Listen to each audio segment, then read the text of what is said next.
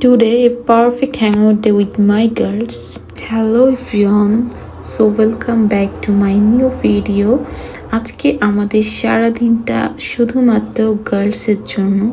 আমরা 4টা মেয়ে আজ অনেক বেশি এনজয় করব, সাথে ঘোরাঘুরি, আমাদের পার্লার, আরও অনেক কিছু। আজকে প্রথমে আমরা মর্নিংয়ে উঠেই পার্লারে যাই। এই যে দেখতে পাচ্ছ এখানে সবাই আছে। তো আমরা পার্লারের সব কাজ শেষ করে আমরা রেস্টুরেন্টে যাই দুপুরের লাঞ্চের জন্য।